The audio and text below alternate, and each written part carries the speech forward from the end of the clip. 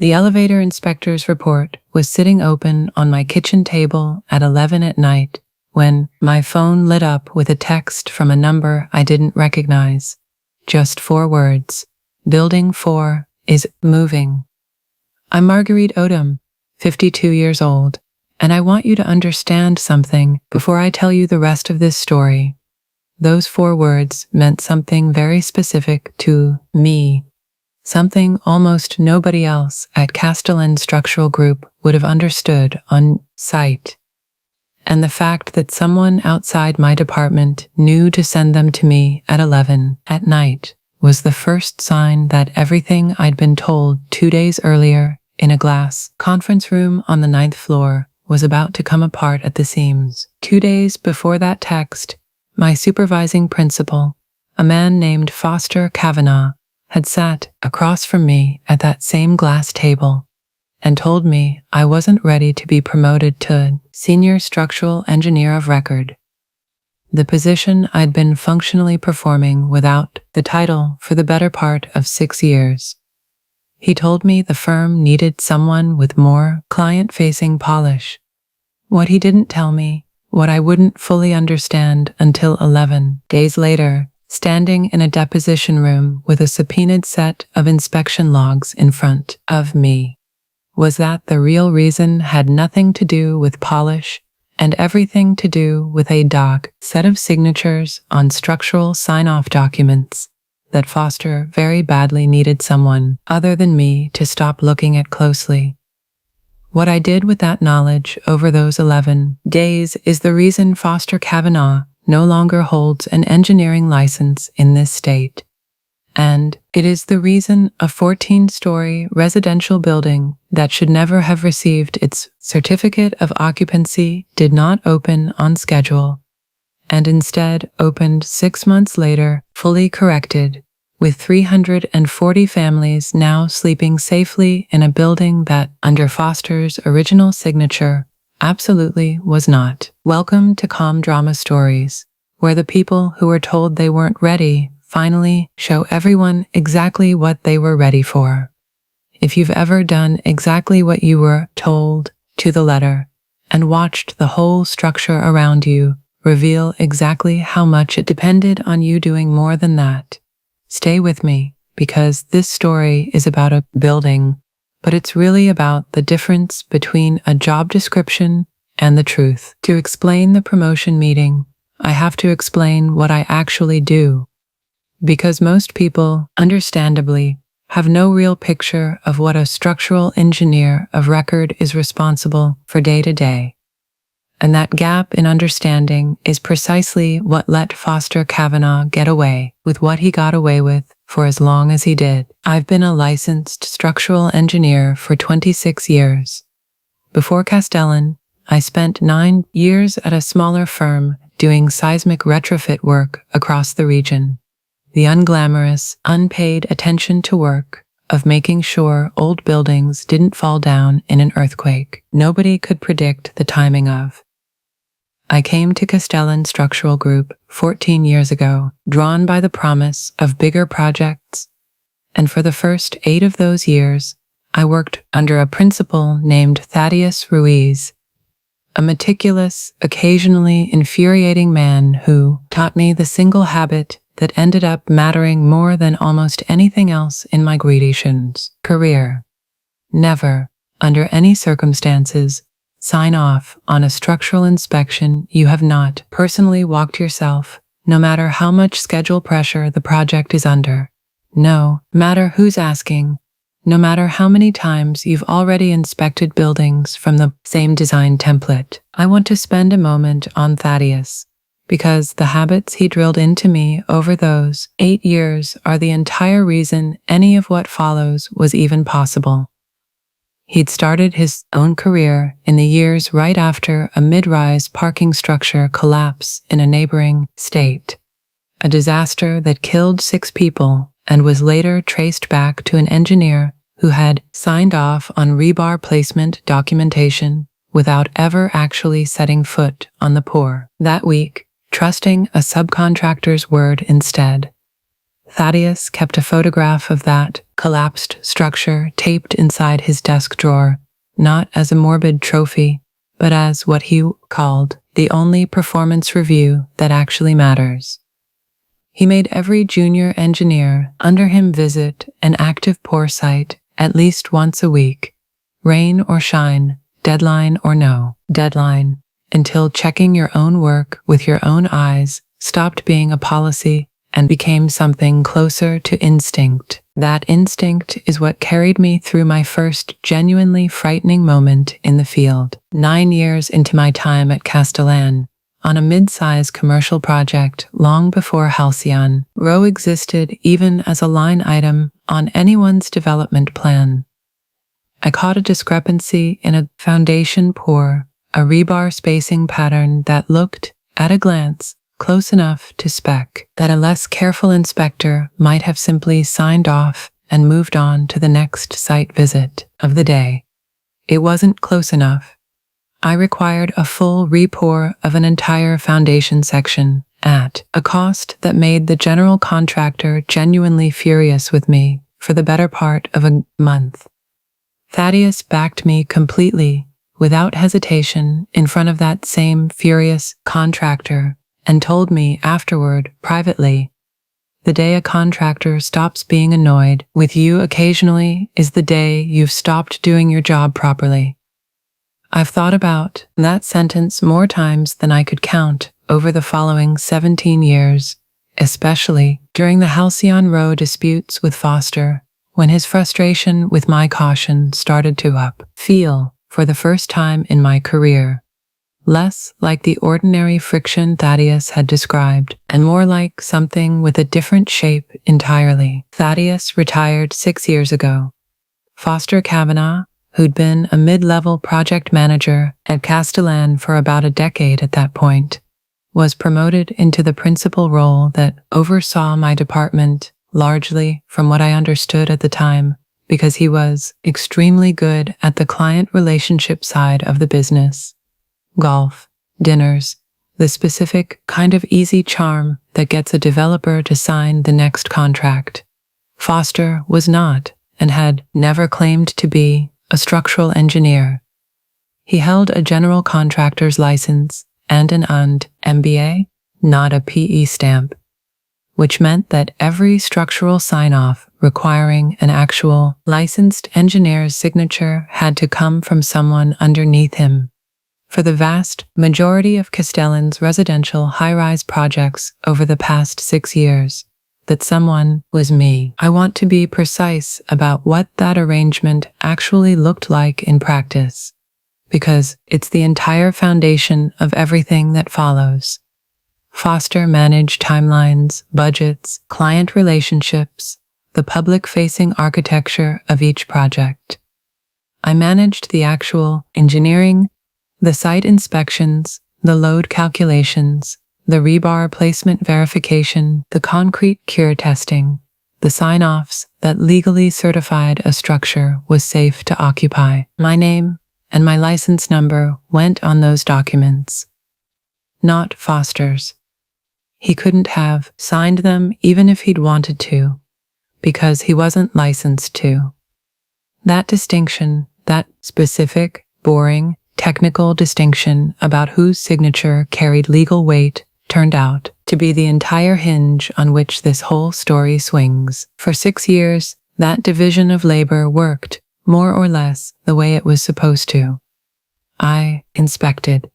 I verified. I signed. Foster smiled at investors and kept the schedules moving. The friction started, gradually, about 2 years ago, on a project called Halcyon Row, a 14-story mixed-income residential tower going up on a reclaimed industrial lot on the east side of the city, 340 units, a genuinely significant project for a firm our size, the kind of project that, completed successfully and on time, would meaningfully raise Castellan's profile for years to come. Halcyon Row was, from the beginning, running behind schedule, mostly due to soil remediation issues on the site that had nothing to do with my department and everything to do with the fact that the reclaimed industrial lot had, it turned out, once housed a metal plating facility, and the actual remediation took nearly 4 months longer than the environmental consultants had originally projected. That delay put enormous pressure on every subsequent phase of construction, pressure that landed, as it always does, hardest on whoever's signature stood between under construction and open for occupancy. About 14 months into the project, during the phase where we were pouring and inspecting the post-tensioned concrete slabs for floors 9 through 12, I flagged an ONL issue during a routine inspection. A tendon anchorage pattern on floor 10 that didn't match the stamped structural drawings. A discrepancy that, on its own, might have been a simple documentation error, but that, combined with 2 irregular concrete cure test results from the same pour, was exactly the kind of pattern Thaddeus had spent 8 years training me to never wave through. I flagged it, I told Foster, in a meeting with the general contractor present, that I needed an additional round of core sampling on floor 10 before I could sign off on that phase, a process that would take approximately 9 additional days. Foster's reaction in that meeting was the first genuine crack I noticed in 6 years of an otherwise smooth working relationship. He was, for the first time I'd ever seen, visibly, tightly frustrated in front of the general contractor in a way that felt entirely disproportionate to a routine, if inconvenient, quality control delay. 9 days, he said, is 9 days we don't have Marguerite. The investors are already asking questions about the remediation delay. We cannot hand them another schedule slip on top of that. I told him as calmly and clearly as I knew how that I understood the schedule pressure and that my signature was the one legally certifying the building's structural integrity, and that I was not willing to sign off on floor 10 without the additional core samples.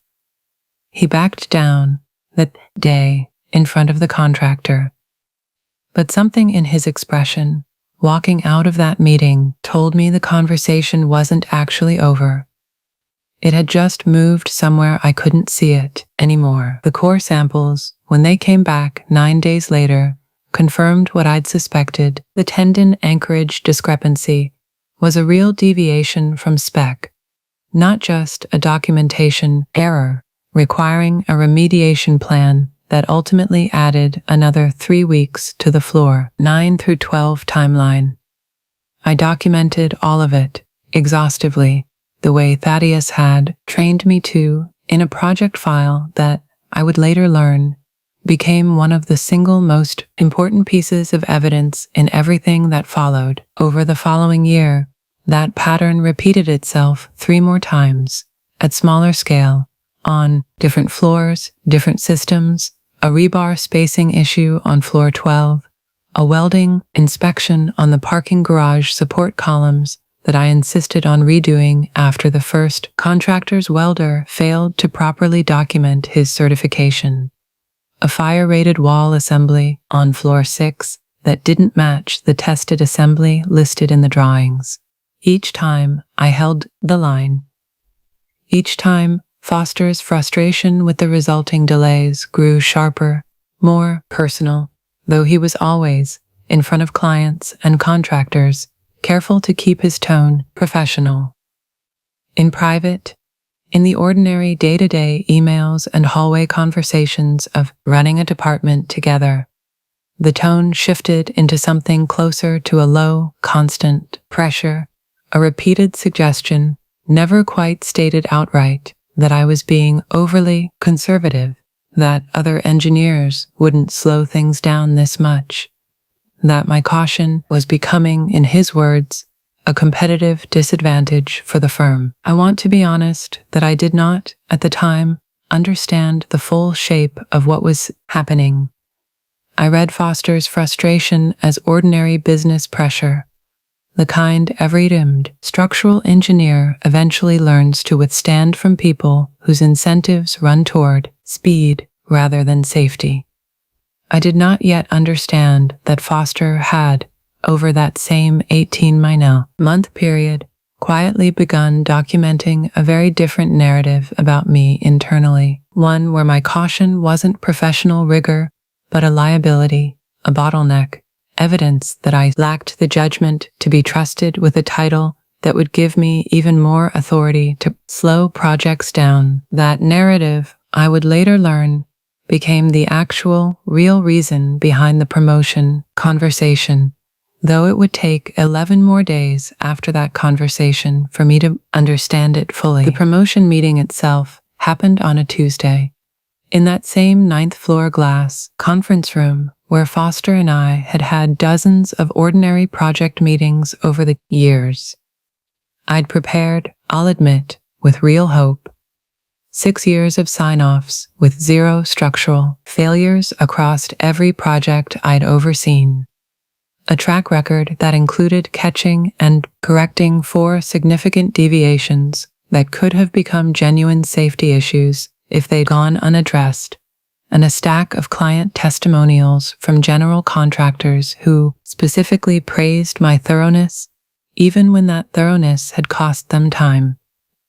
I laid all of it out methodically, the way I laid out every structural report I'd ever written. Foster listened, or appeared to, flipping through my materials for what felt like a very short amount of time given 6 years of work represented in that folder.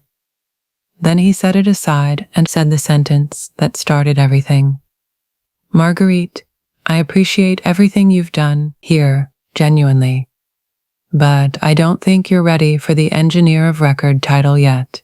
The role requires a certain client-facing polish, a willingness to find creative solutions under pressure rather than always defaulting to the most conservative option. I think you'd benefit from another year or 2 developing that side of your skill set." I asked him directly what specifically he meant by creative solutions under pressure, genuinely wanting to understand, because in 26 years of structural engineering, I had never once heard creative used as a compliment in the same sentence as under pressure, without something concerning sitting underneath it. Foster's answer was vague, something about finding ways to keep projects moving without always requiring the maximum verification standard, a phrase I wrote down, word for word, in my notebook that afternoon, without fully understanding yet how significant it would become. "So who is getting the title?" I asked, already suspecting the answer, because Castellan was not a large firm, and there were not many candidates realistically positioned for that role. "Deacon Price," Foster said. Deacon was 31, had been at the firm for 4 years, technically licensed but with a fraction of my field experience, and this detail mattered enormously, though I wouldn't fully understand why for another 11 days. Married to Foster's niece, a fact that had never been openly discussed at the firm, but that everyone, in the quiet way office knowledge circulates, generally understood. "He'll need your support transitioning into the role," Foster continued. "You know these projects better than anyone. I'd like you to continue overseeing the day-to-day field inspections while Deacon handles the client-facing sign-off responsibilities." I sat with that sentence for a long moment, because I understood immediately, precisely, what it meant in a way that took Gerald in a different version of this story rather longer to fully process. Foster was not simply promoting someone else over me. He was asking me to continue doing the actual structural verification work, the inspections, the calculations, the technical judgment calls that required an actual engineer's competence, while handing the legal signing authority, the actual engineer of record designation, to someone with a fraction of my experience, who happened to be family. I asked one more question before I left that room.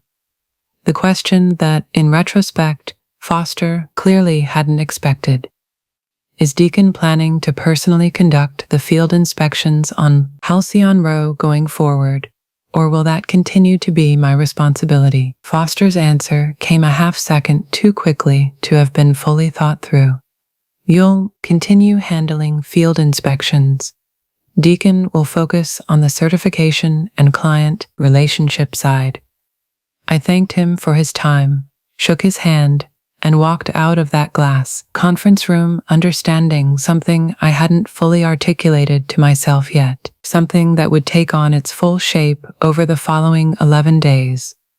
Foster wanted my competence to remain fully embedded in every project, invisible, unattributed, while removing my name and, crucially, my legal authority to refuse a sign-off from the actual documents that mattered. I did not confront Foster that day.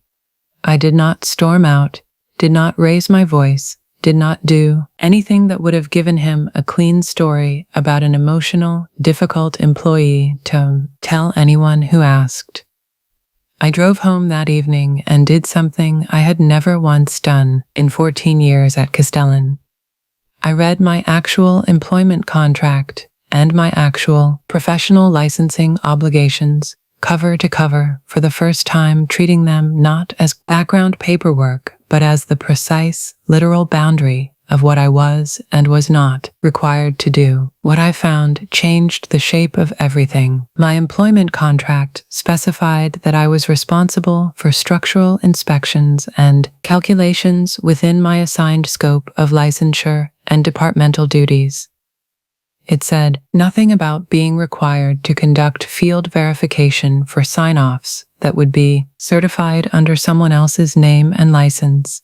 More importantly, my state's professional engineering board regulations were explicit, in a way I genuinely never had reason to look up closely before, about a specific point.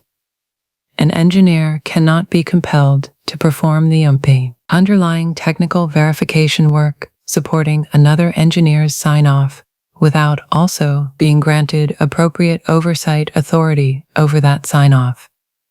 The board's language used the phrase shared technical liability without corresponding authority as something explicitly prohibited, precisely because it created exactly the kind of arrangement Foster was quietly trying to build, my expertise providing the substance, someone else's signature providing the legal shield, with no clean line of accountability connecting the two. I want to explain what I decided to do with that information, because it wasn't dramatic, and it wasn't designed to be a trap.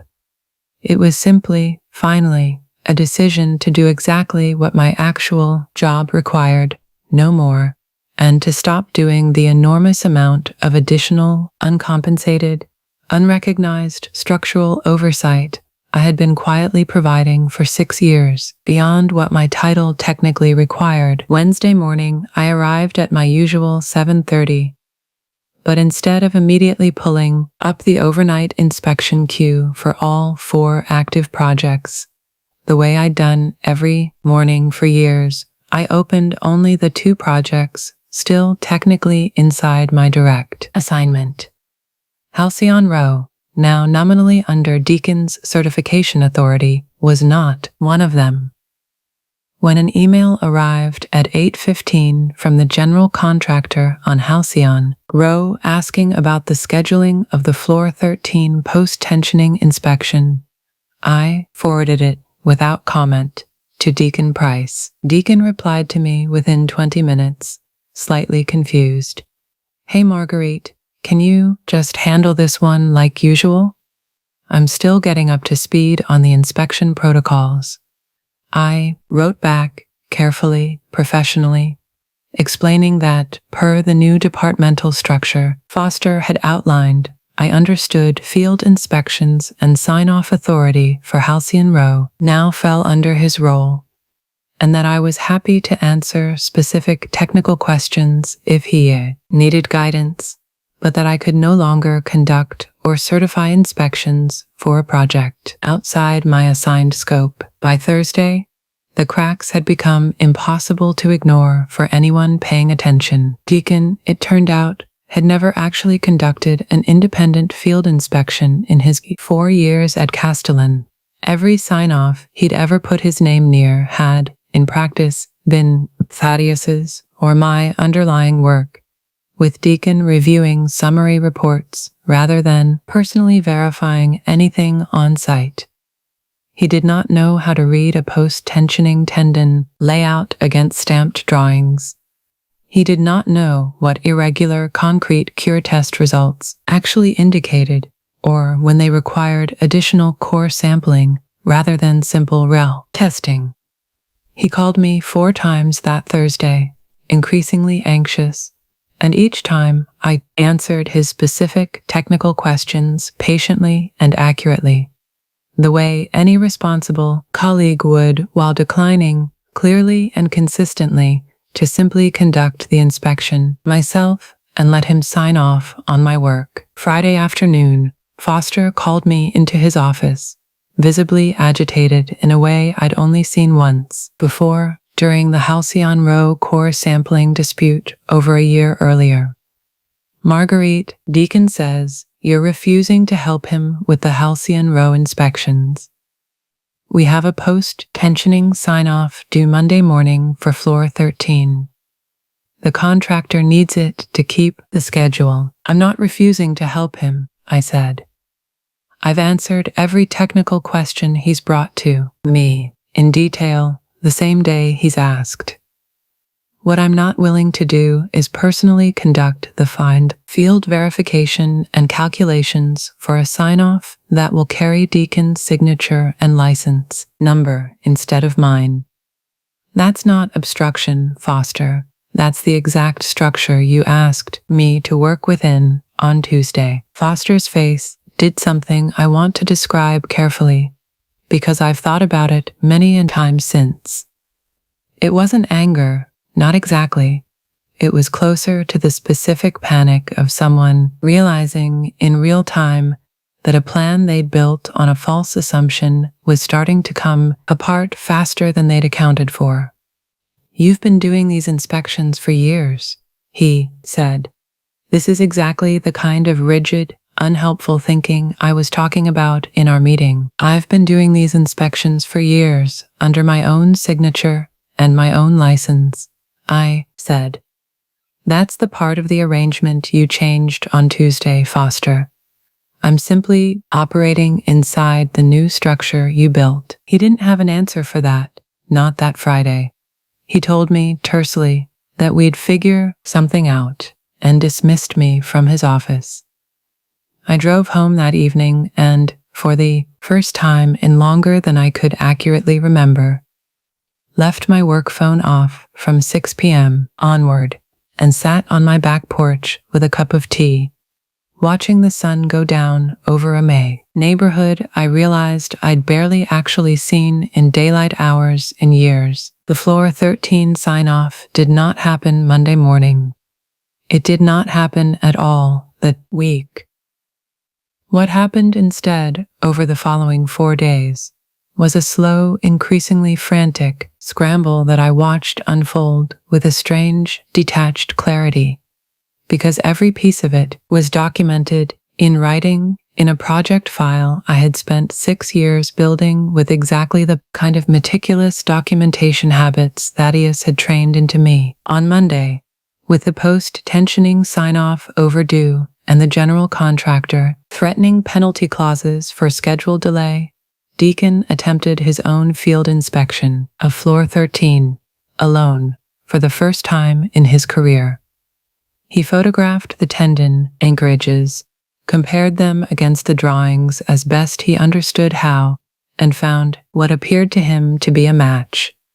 He drafted a sign-off certification and brought it to Foster for review before submitting it to the city's building department. What Deacon did not know, what only someone with my specific years of field experience on post-tension slab construction would have caught, was that the anchorage pattern on floor 13 followed a modified design that had been issued 3 weeks earlier, after a value engineering change the structural design consultant had approved to accommodate a mechanical routing conflict.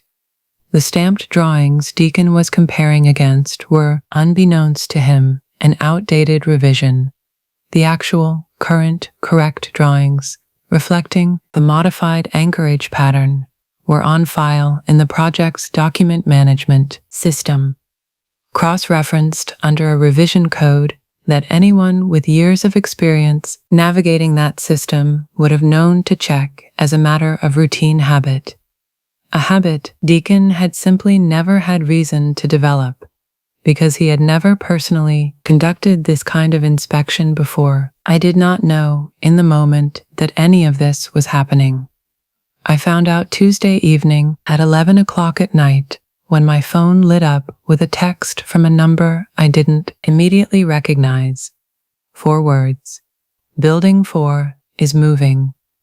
I want to explain what that phrase meant because it's not dramatic language to anyone outside structural engineering, but to me, reading it that night, it was about as alarming a sentence as exists in my dire profession.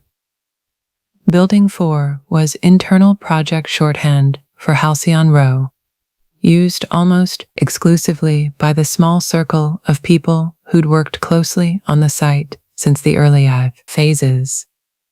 Is moving is field slang for detectable structural deflection or settlement beyond high expected tolerances, not necessarily catastrophic, but never ever something to be casually mentioned at 11 at night unless someone believed it needed immediate attention. I called the number back immediately.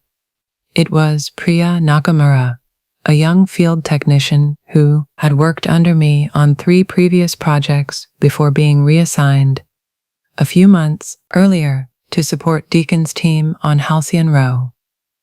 She was understandably hesitant, aware she was stepping outside her own chain of command by calling me directly rather than Deacon or Foster.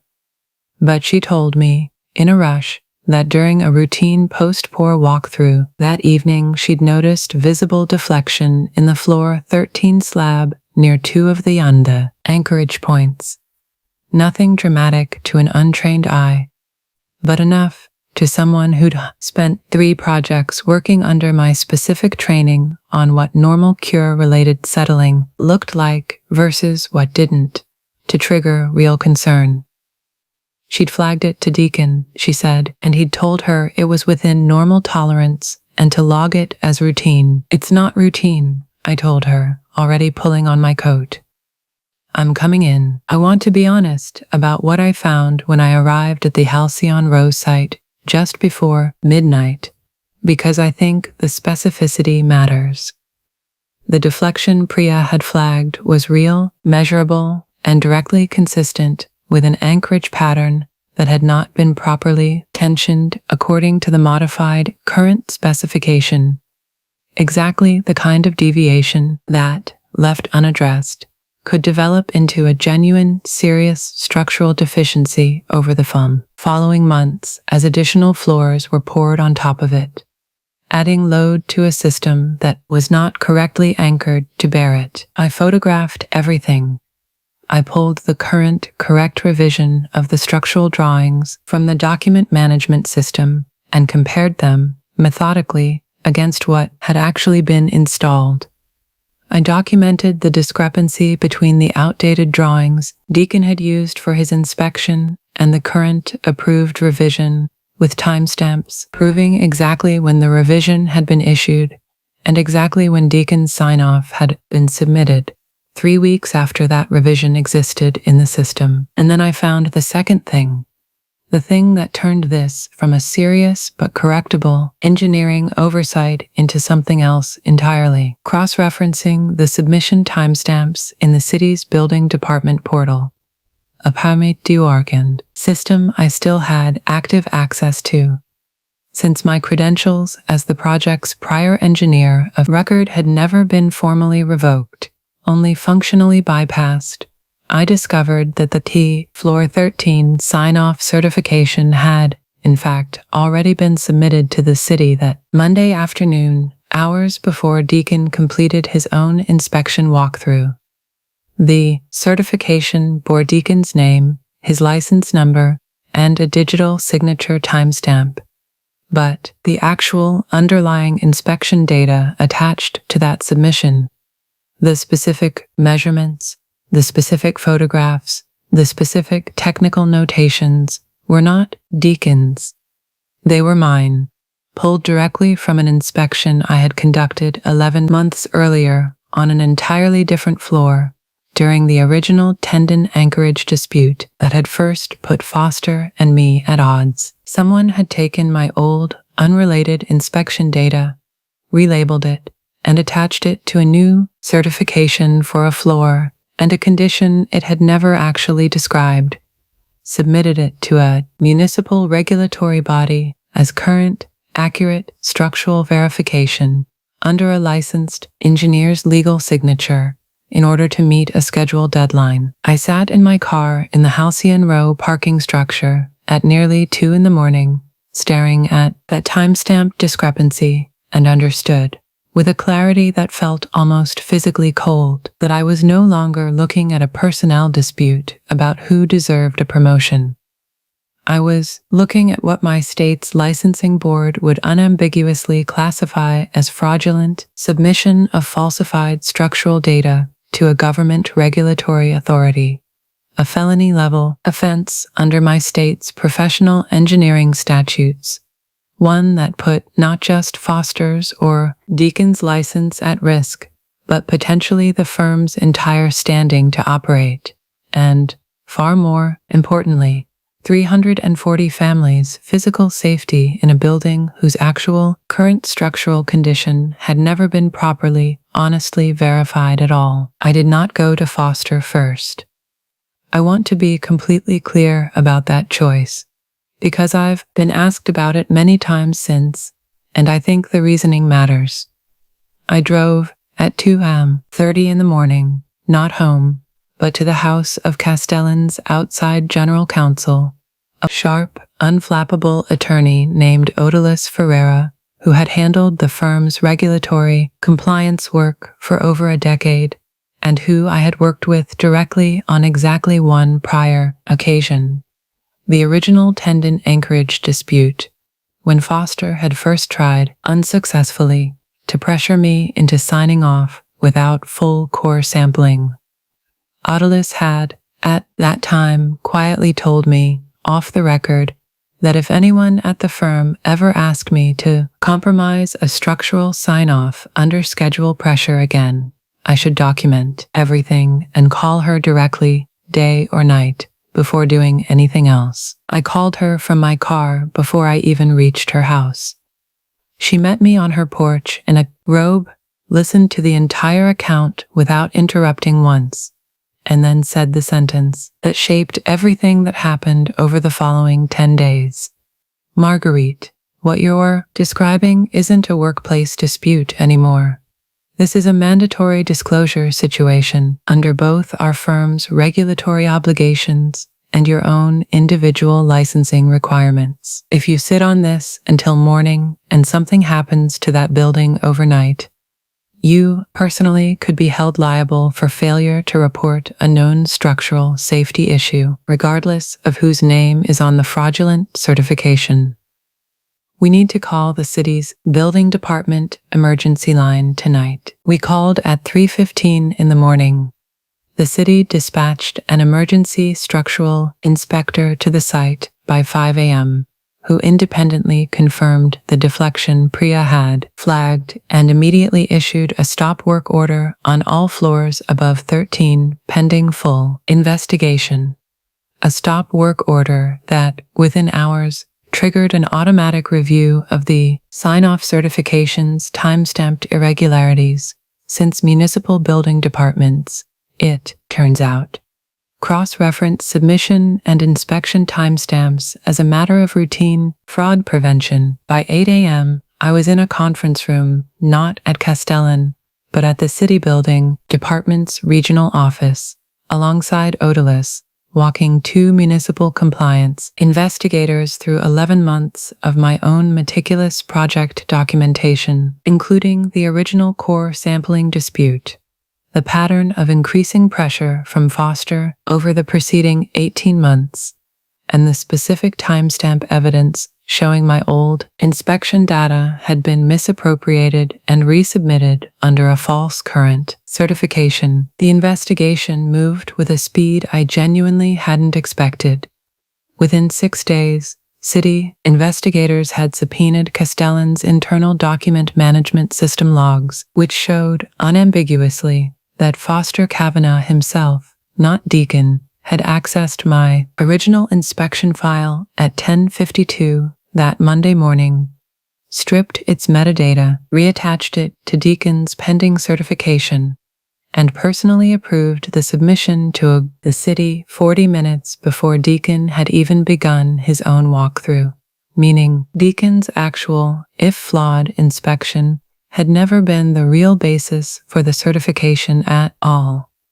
Foster had simply needed a signature and a scheduled deadline met, and had manufactured the appearance of a valid inspection using data that had never applied to the condition being certified. Deacon, when questioned separately by investigators, was, from everything I later learned, genuinely shocked, having believed his own flawed but honestly conducted walkthrough was what had been submitted. He cooperated fully and immediately with investigators, a foreign decision that, along with his complete lack of prior knowledge of the data substitution, ultimately spared him from the most serious charges, though his license was placed under a multi-year supervised probation by the state board. Foster was not so fortunate.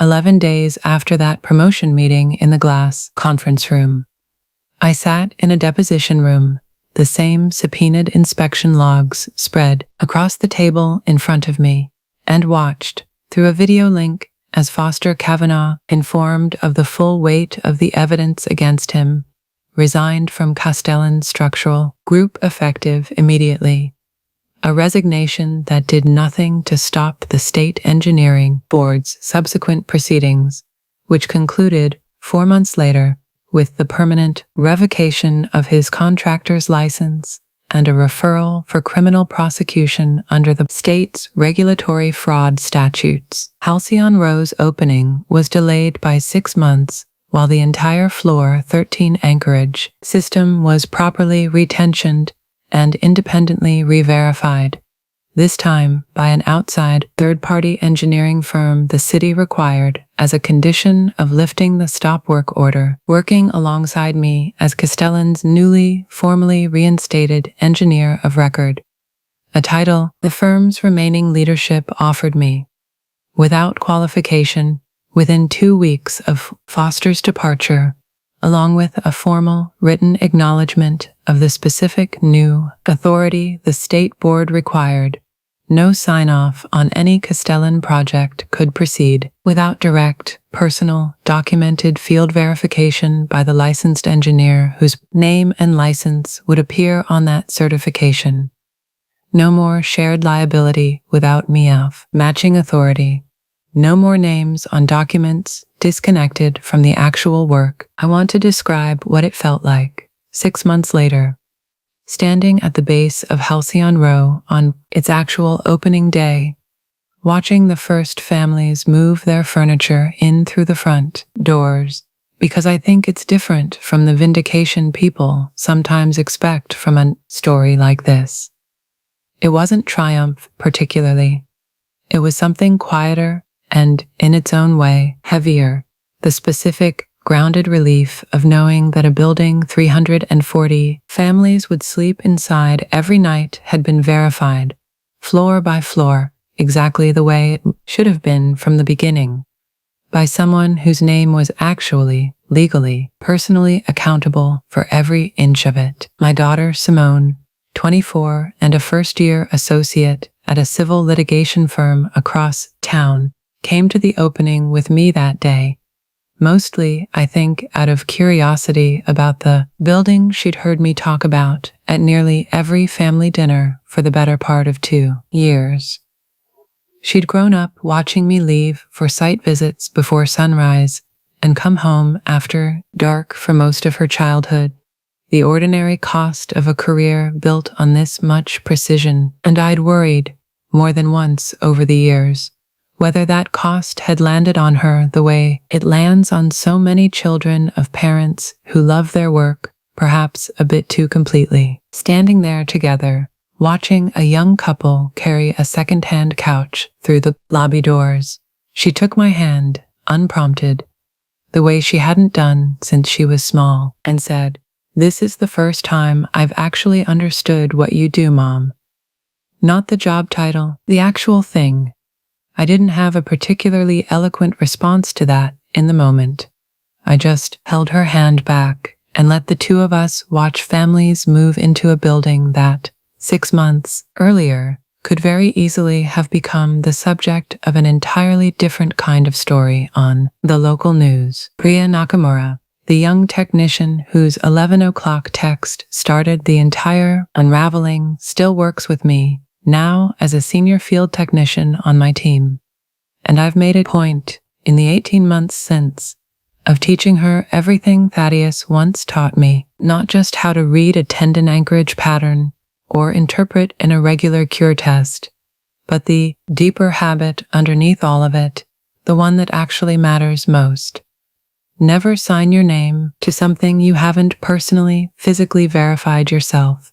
No matter who's asking, no matter what the schedule says, no matter how many times you've inspected buildings that looked just like this one before. She asked me once, a few months into her promotion, whether I'd been afraid that night at Halcyon Row, calling Odalus instead of simply going to Foster first and giving him a chance to fix it quietly. I wasn't afraid of Foster, I told her. I was afraid of exactly what almost happened. 340 families sleeping in a building nobody had actually verified, because somewhere along the way, somebody decided a deadline mattered more than a signature, meaning what it's supposed to mean. I've since kept that framed photograph of the collapsed parking structure Thaddeus once taped inside his own desk drawer, taped now inside mine. Not because I need reminding of what carelessness costs, but because I think Priya needs to inherit the same habit of looking at it, occasionally, on an ordinary Tuesday, long before any deadline makes it feel urgent. I told her the same thing I'll tell you now, the thing I've come to believe more firmly than almost anything else after 26 years in this profession. A job description isn't a ceiling on what you're capable of. It's the floor underneath the trust everyone else is standing on, whether they realize it or not. The moment someone asks you to keep doing the work while handing your name to someone else, that's not a schedule problem, and it's not a confidence problem. It's the exact moment to stop, read the fine print, and find out precisely what you were actually legally, professionally required to do. Because sooner or later, everyone standing on that floor is counting on you to have checked. If this story meant something to you, subscribe to Calm Drama Stories and tell me in the comments about a time you finally stopped doing more than your job actually required and what happened when you did. I read every one. Next week, another story, told calmly, all the way to the end.